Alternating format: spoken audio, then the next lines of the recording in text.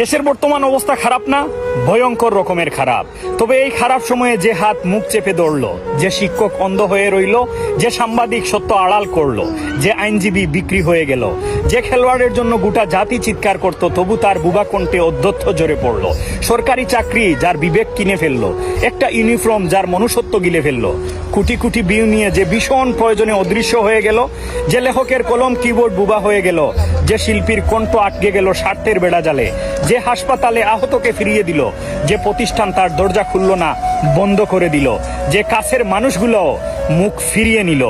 মনে থাকবে, সবাইকে মনে থাকবে, নরকের দিন শেষ হয়ে একদিন বসন্ত আসবে, তবুও তোমাদের মনে থাকবে, কারণ তোমরা নীরব ছিলা বিশ্বাসঘাতকের মতন। তাই সবাই তোমাদের মনে রাখবে এবং তোমাদের মনে থাকবে।